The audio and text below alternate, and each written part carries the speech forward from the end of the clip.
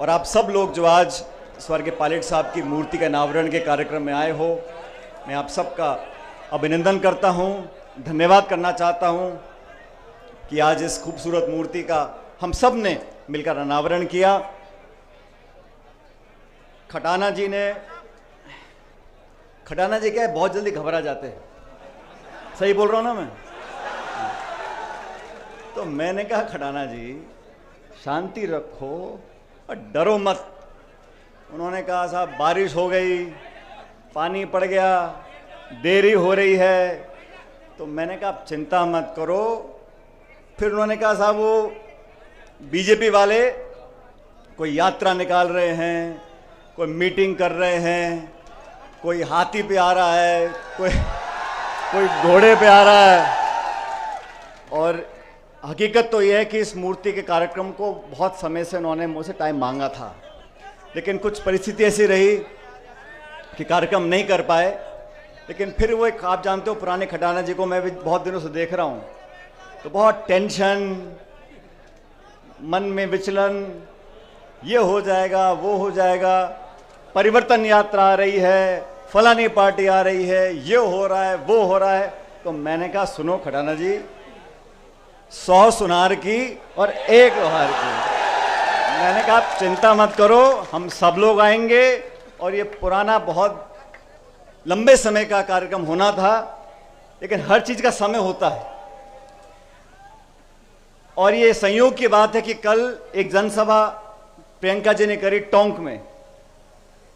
अब आप जानते हो मैं टोंक जिले से, टोंक का विधायक हूं, लेकिन ये मैं कैसे भूल सकता हूं कि मैं सबसे पहले दौसा का सांसद था।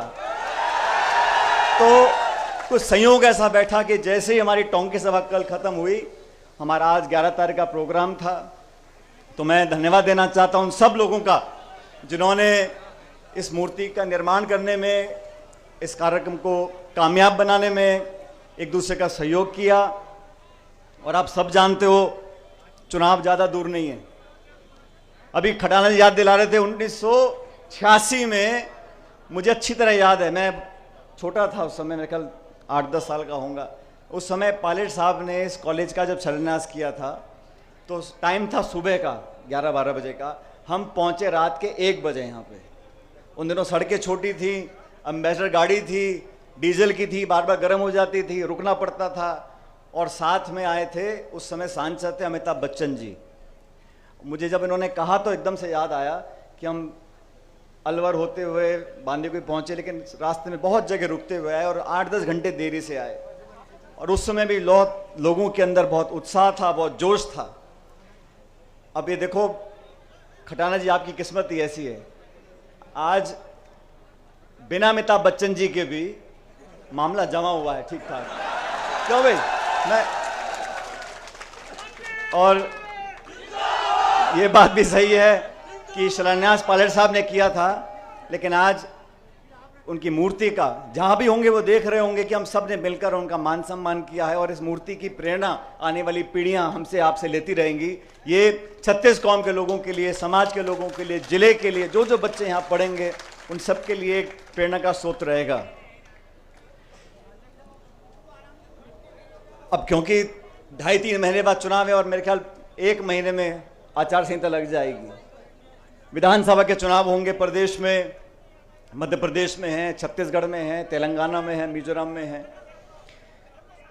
और आप सब लोगों को निर्णय करना है कि किन लोगों को चुनकर हमने विधानसभा में भेजना है। और मुझे कहने में कोई संकोच नहीं है कि आपके विधायक खटाना जी ने जो दिन रात इस बांदीकुई विधानसभा क्षेत्र में संपर्क किया है, हफ्ते में 6-6, 7-7 दिन घूम घूम कर गांव ढाणी में एक दूसरे से लोगों को जोड़ा है और बिना भेदभाव के, बिना पक्षपात के लोगों को विकास का रास्ता दिखाया है। क्योंकि साथियों, जब पहला चुनाव यहां से कांग्रेस पार्टी ने लड़ाया था खटाना जी को, अपन कामयाब नहीं हो सके थे, लेकिन उसके बावजूद भी संगठन के माध्यम से लगातार इस क्षेत्र की सेवा करी। और जब आपने जिताकर भेजा तो विकास में, संपर्क में, प्यार में, मोहब्बत में, भाईचारे में, जोड़ने में, बिना भेदभाव के विकास कराने में इन्होंने कोई कमी छोड़ी नहीं है। इसलिए आप लोगों को तय करना है और आपसे मतलब नौजवानों से, 36 कौम के लोगों से, सब लोगों से।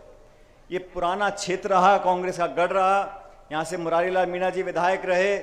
और मैं तो अभी बांदीकुई की जो सिकराई की हमारी मंडी है उसमें कह रहा था, मैंने कहा बांदीकुई के लोग तो बहुत किस्मत वाले हैं, बटन एक दबाते हैं विधायक 2 मिल जाते हैं।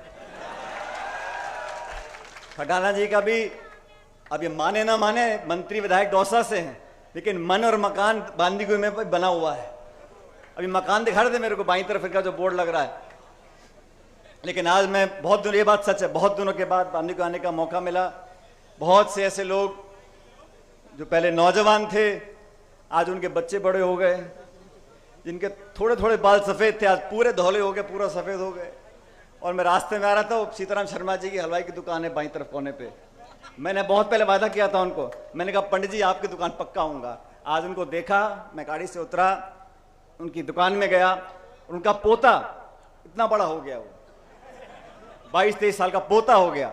तो समय बहुत जल्दी बीतता है, लेकिन समय के बीतने का मतलब ये नहीं है कि हम आपसी संबंध खत्म कर दें।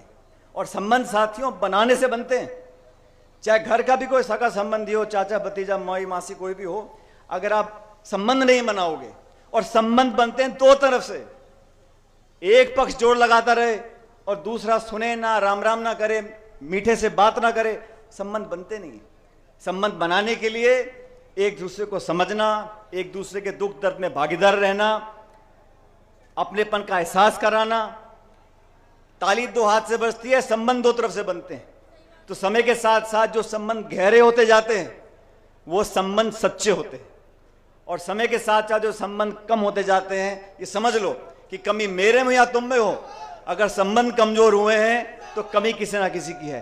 लेकिन मुझे फख्र है, मुझे गर्व है, मुझे अभिमान है कि हम लोगों का संबंध इस क्षेत्र से, इस तहसील से, जिले से जितना पहले था, भगवान की कृपा है, आज पहले से ज्यादा हो गया है। और ये सब, इसका श्रेय मैं आप लोगों को देना चाहता हूं, क्योंकि मैं भी भाग दौड़ में लगा रहता हूं। आप जानते हो, मैंने इस कार्यक्रम का आयोजित किया, इसका उद्देश्य सिर्फ मूर्ति की स्थापना करना नहीं था। इसका उद्देश्य था कि वो बात, वो सिद्धांत, वो वादे, वो विचार जो स्वर्गीय पायलट साहब ने अपने पब्लिक लाइफ में, सार्वजनिक जीवन में कहे और करे, उसका अनुसरण हम कैसे कर सकते हैं। मुझे अच्छी तरह याद है, बचपन से मैं देखता था, पायलट साहब के हर भाषण में बोलते थे कि कृषि को उद्योग का दर्जा मिलना चाहिए, किसान का क्रेडिट कार्ड होना चाहिए। 20 साल बाद अब जाके सरकारों ने उस काम को किया कि किसान क्रेडिट कार्ड मिलना शुरू हो गए। आज जरूरत इस बात की है कि किसानों के बच्चे इन कॉलेजों में पढ़ें और पढ़ लिख कर उन पदों पर बैठ जाएं जहां से नीति बनती है, जहां से कार्यक्रम बनते हैं, जहां से बजट साइन होता है।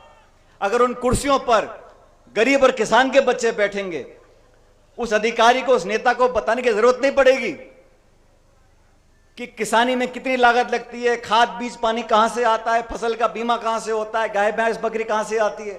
तभी मैं कहता हूं, पायलट साहब भी कहते थे, गरीब गांव ढाणी में पैदा होने वाले बच्चे बच्चियां, उनको शिक्षा का वरदान मिले, वो पढ़ लिख कर कामयाब हों, जो व्यवस्था इस देश में, संविधान में बनाई है, उसका पूरा उपयोग वो कर सकें, तभी परिवर्तन आएगा, तभी बदलाव आएगा, तभी देश विकसित होगा।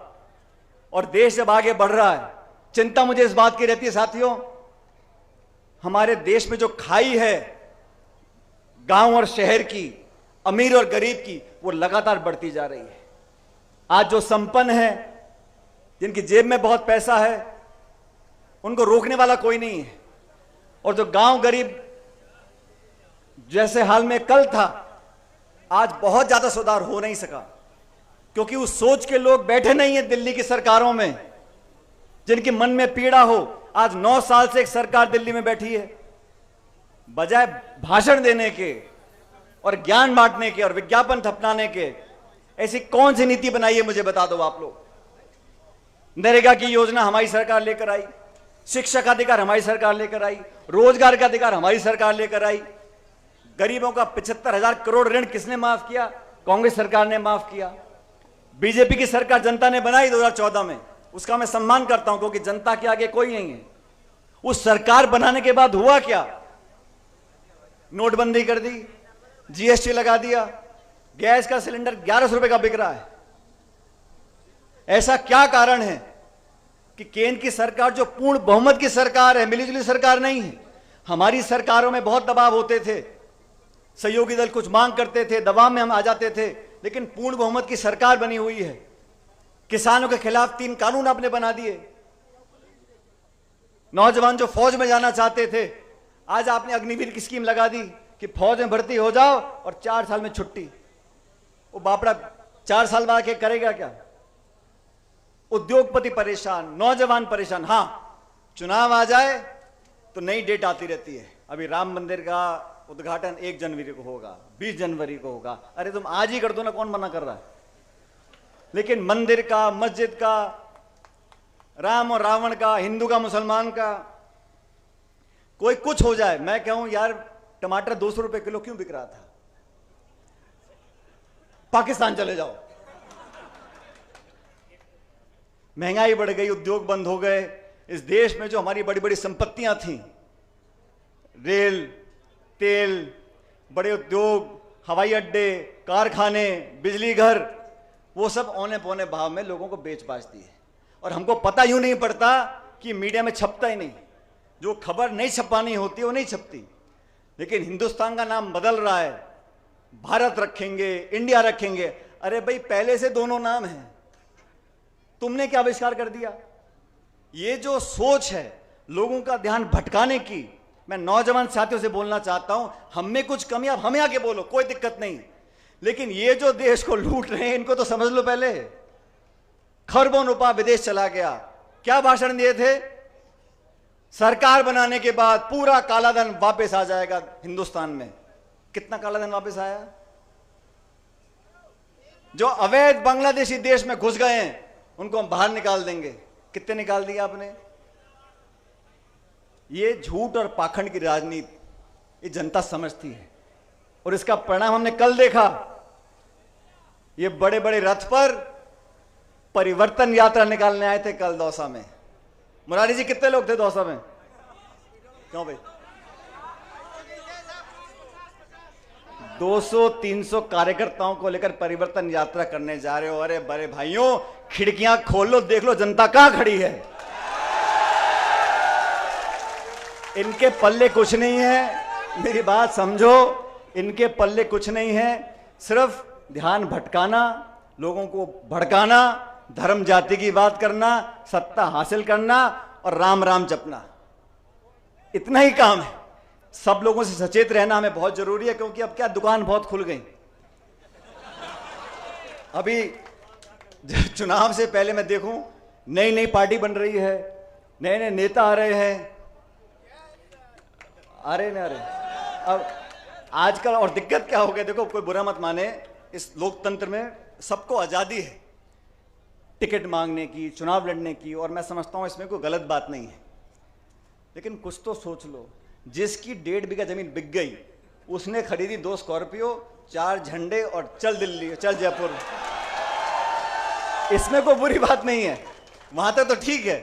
लेकिन जब बाद में निर्णय हो जाए और जो सबसे मजबूत उम्मीदवार हो, चाहे वो किसी पार्टी का भी हो, मैं तो अपनी पार्टी की बात कर सकता हूं, तो फिर सबको मिलकर समर्थन करना चाहिए। ये नहीं है कोई चील में चला गया, कोई गाड़ी में, कोई घोड़े में, कोई बोतल में, कोई हाथी में, कोई केकड़े में, ऐसे नहीं चलता। आप अगर विचारधारा से जुड़े हो तो आपको दिखाना पड़ेगा। और इसीलिए मैं कहता हूं, आप सब लोगों को, ये क्षेत्र बड़ा हो गया, पहले आबादी कम थी, अब 2 लाख 2.5 लाख लोग हर विधानसभा क्षेत्र में रहते हैं। अगर कोई ये गलतफहमी पाल ले कि मैं तो फलाने गोत्र का हूं, फलाने जाति का, मैं तो चुनाव जीत जाऊंगा, संभव नहीं है। जब तक सबका मन नहीं जीतोगे, और काम से दिखाना पड़ेगा आपको कि आपके जहन में पक्षपात नहीं है। आपको जिसने वोट नहीं भी दिया, उसका भी सेवक बनकर आप काम करोगे, तभी लोगों के मन में बसते हो। पर नेता तो बहुत हुए, मंत्री बहुत हुए, मुख्यमंत्री बहुत हुए, लेकिन नेता वो बनता है जो लोगों के दिल में राज कर सकता है, और लोगों के दिमाग में, लोगों के दिल में, लोगों के जहन में एक छाप छोड़ने के लिए बहुत मेहनत करनी पड़ती है, बहुत त्याग तपस्या करनी पड़ती है। और मैं शुरू में कहा था, अपनेपन का एहसास कराना पड़ता है। मुझे पूरा विश्वास है आप सब लोग, अभी वेद प्रकाश जी भाषण दे रहे थे, और वेद प्रकाश जी का क्या है, ये जो बोलते हैं तो बहुत आगे का सोच के बोलते हैं। लेकिन मैं ये जानता हूं कि जिन लोगों को जनता ने चुनकर भेजा, उन सब ने मेहनत से काम करा है। और खटाना जी ने बांदी कुई के विकास में, ये इस बात को आप भी जानते हो, जितना पहले नहीं हो सका था उससे ज़्यादा काम इस बांदी कुई में करा के दिखाया है। इसलिए अब आप सब लोगों से मैं निवेदन कर रहा हूं, 2-1 महीने का समय रह गया, अब मैं खटाना जी को बोल दूं कि टेंशन मत करो। बोल सकता हूं क्या? आप सब के सब दोनों हाथ खड़े करके बताओ कि बोलो टेंशन करने का नहीं है।